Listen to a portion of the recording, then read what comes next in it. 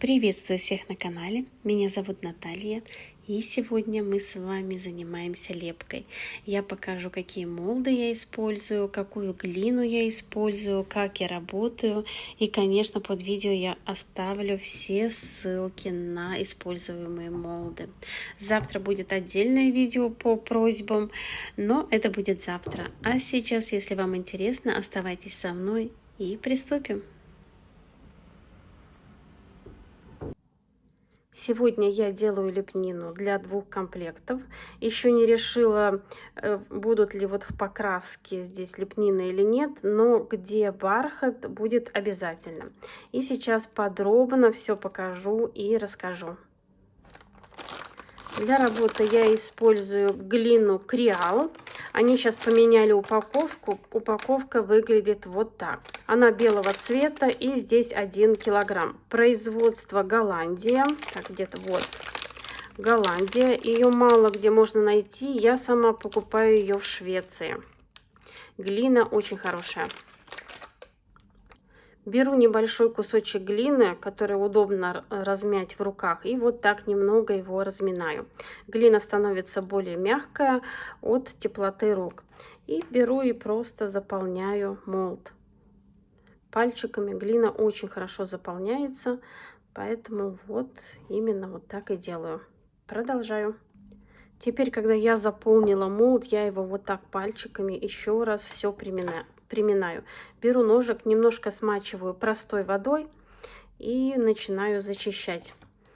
Вот таким образом зачищаю полностью, снимаю все лишнее. Чем лучше вы зачистите молд, тем аккуратнее будет ваша лепнина и меньше работы потом. Поэтому вот я все беру, зачищаю, снова пальчиками придавливаю, если где у меня что отошло, и прохожусь так несколько раз. Вот все вот эти внутренние порамки, все убрать, все внешние, вот эти, что тут торчат, все убрать. В этом случае ваша лепнина будет идеальная. И продолжаю работу. Молд у меня зачищен, и вот именно этот молд вытаскивается почему-то вот с этой стороны лучше, чем с этой. Поэтому я переворачиваю нижней стороной к себе, немного так его приминаю и аккуратненько начинаю вытаскивать его. Вот вы видите, все аккуратно выходит. На всякий случай у меня тут рядом кисточка, если вдруг мне что-то надо будет, но именно этот молд, он очень хорошо. Вот видите, чуть-чуть тут надо помогать, чтобы все вытащить. И вот моя лепнина готова. Лепнину я беру и укладываю на шар. Пока она свежая, ее можно растянуть чуть-чуть, подтянуть чуть-чуть.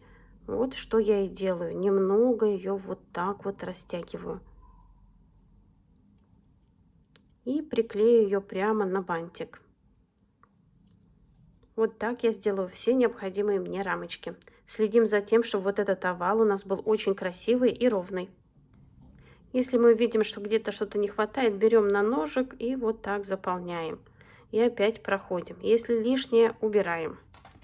Поэтому у нас ничего не выкидывается. И продолжаем работу. Вы мне часто задаете вопросы, смазываю ли я чем-то молд. Нет, молды я ничем не смазываю перед тем, как заполнить глиной, но после каждой работы обязательно с мылом помыть, чтобы все вымыть и не оставалось никаких крошек на следующий раз. Я тут уже елочку делаю. И также елочку лучше вытаскивать снизу. Потому что если вы будете сверху вытаскивать, у вас может оторваться кончик. И вот что получается. Для маленьких шаров 7 сантиметров я выбрала вот эту рамочку. Тоже заполняю ее. У этой рамочки силикон чуть мягче, но это не значит, что мы не надавливаем все, и чтобы, если мы это не будем делать, то у нас отчетливо не будет видна лепнина. Поэтому все заполняем, немного водичкой и все зачищаем. И продолжаем работу. На одной из игрушек у меня бантик, и на другой я решила поместить маленький колокольчик. Молд бантики, вот они такие неровные молд, да, именно он какой-то выпуклый.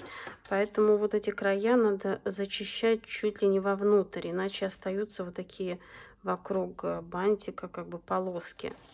Вот я прямо все вычищаю, именно вот даже углом ножа. Все, немножко воды и все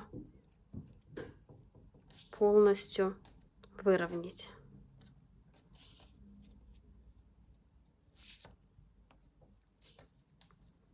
И если вам кажется, что слишком все влажно, берем салфетку. Так, где вот моя салфетка. Вот так пропитываем все. И теперь вытаскиваем. Вот, получается очень хороший бантик. Вот тут даже чуть-чуть еще. Так, сейчас уберу. Вот здесь чуть-чуть еще осталось. Вот, все. И вот такие бантики разного размера я решила все-таки на вот эти игрушки подклеить. Вот так. И еще раз насчет молда бантики. Он такой немножко необычный, так скажем, так как он неровный, я уже говорила. Во-первых, он не трудно забивается, но как бы не так, как остальные. И зачищать. Сейчас покажу, потому что бантики красивые получаются, но вот видите, даже все вылезает. Приходится очень немножко так помучиться. Вот все из него вылезает, поэтому туда-сюда много-много раз. Вот все вылезает, но ничего, мы обратно все. И вот так по чуть-чуть. Я специально не останавливаю камеру, чтобы вы видели, как это я делаю. Вот эти края вот прямо... Ну, я немножко приноровилась и нашла один способ, как выровнять края. Потому что, когда я вытаскиваю бантик, края такие немножко рваные получаются. Из-за того, что молд неровный. И вот, в общем, вот так вот. Вот я еще раз все вытираю. И вот видно, края вот эти, они такие как будто обрезанные. Сейчас подниму повыше, покажу вам. Вот видите, неровные. Хоть как не зачищай. Я беру силиконовую кисточку, немножко мочу ее. И вот так вот эту глину выравниваю, как будто рисую. И получается все ровненько. Вот так немножко добавим художника. И все. Края у меня выровнялись.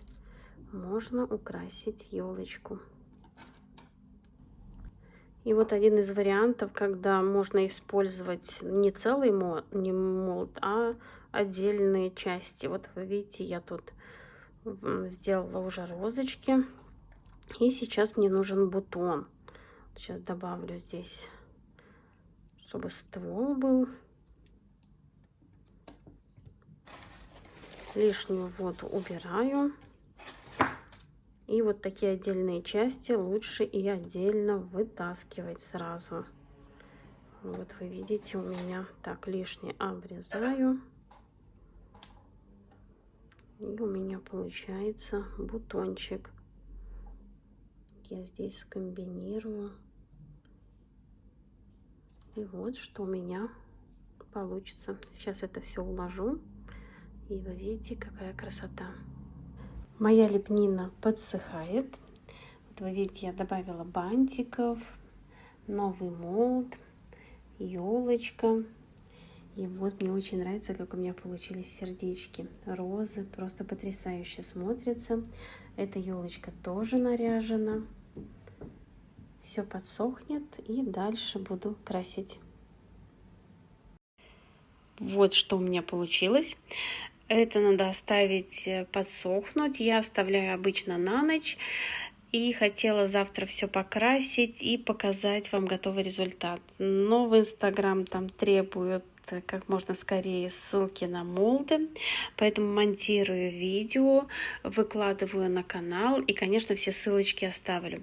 Завтра будет отдельное видео со всеми молдами, покажу по линейке все размеры и размеры, конечно, самих молдов, чтобы вы знали, как выглядит молд и что из него получается. Ну а на сегодня все.